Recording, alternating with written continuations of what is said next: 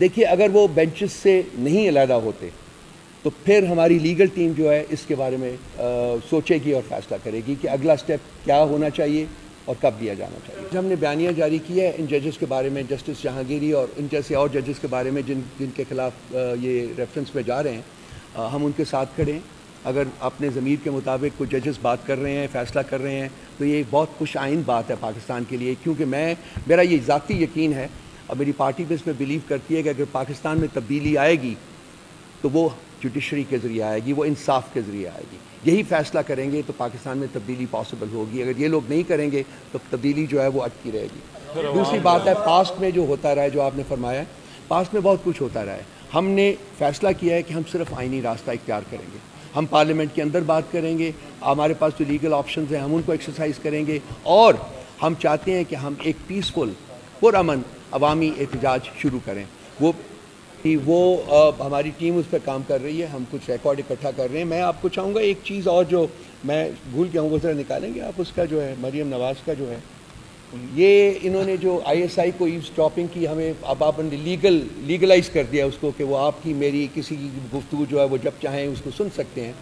تو میں آپ کو صرف ایک سنانا چاہوں گا. مریم نواز کا جو ویو تھا جب اس کی ریکارڈنگ ہوئی تھی کہ میری فون, یہ اس وقت کی بات ہے جب ان کی اور پرویز رشید کی جو کانورسیشن تھی وہ سامنے آئی تھی. کس کو حق تھا کہ وہ میری پرسنل کانورسیشن کو ٹیگ کرے؟ وہ ایک میڈیا چینل کو کیوں دی گئی, اس نے اس کو کیوں آن ایئر کیا؟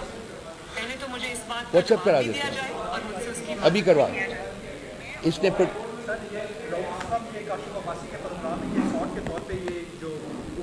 چلائی گئی. اب مجھے بتائیے, رات خواجہ آصف صاحب کہہ رہے تھے کہ آج جس طرح تحریک انصاف فون ٹیپنگ کے خلاف ہے, عمران خان اپنے دور میں خواجہ آصف صاحب نے کہا کہ وہ اس کے حامی رہے, اس پر کیا کہیں؟ دیکھیں میں بالکل آباد. دیکھیں یہ فون ٹیپنگ کوئی پولیٹیشین نہیں کرتا. میں چیف منسٹر ہوں, کسی گورنمنٹ کی کوئی کیپیسٹی نہیں ہے, نہ ان کے نیچے اسپیشل برانچ کی نہیں ہے, ہماری انٹیلیجنس ایجنسیز کی, اور یہ سب کو پتہ ہے انٹیلیجنس ایجنسیز کسی بھی پولیٹیکل گورنمنٹ سے نہیں پوچھتی ہیں فون ٹیپ کرنے میں. لیکن انہوں نے لیگلائز کیا ہے.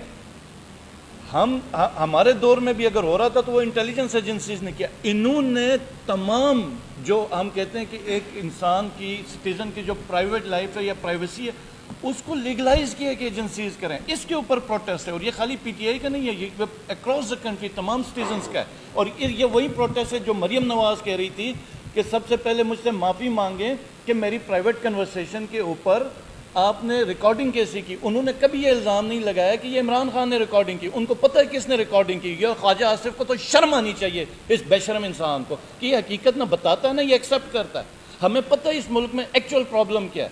آپ خود بتائیں, آپ لوگ صحافی ہیں, یہ ریکارڈنگ کرتا کون ہے؟ یہ ججز کی ریکارڈنگ کیا پی ایم ایل این نے کی ہے, یا پی ٹی آئی نے کی ہے, یا پیپلز پارٹی نے کی ہے؟ ہم نے کبھی الزام لگایا کہ پی ڈی ایم نے کی ہے؟ آپ مجھے بتائیں, یہ ججز نے جو لیٹر لکھا ہے انہوں نے ڈائریکٹ انٹیلیجنس ایجنسیز کا نام نہیں لکھا ہوا ہے. ہم سب کو پتہ ہے ریکارڈنگز کون کر رہا ہے. انہوں نے, ایک پولیٹیکل گورنمنٹ نے پاکستان کے شہریوں کے رائٹس کو تباہ کر دیا, وائلیٹ کیا. اس کے اوپر ہم پروٹیسٹ کر رہے ہیں. اور وہ ایک سیکنڈ ایک بات, ججز کے بیڈ رومز کی ویڈیوز انہوں نے ریکارڈ کی. ججز کے بیڈ رومز میں کیمرے فکس کیے ہوئے ایجنسیز نے. کسی حکومت کی, کسی پولیٹیکل حکومت کی کوئی اپروول نہیں ہوتی ہے, لیٹ می سے اٹ اکراس دا بورڈ. لیکن انہوں نے پہلی دفعہ لیگلائز کیا, پہلی دفعہ پاکستان کی تاریخ میں ایکچولی یہ گند کو لیگلائز کیا گیا.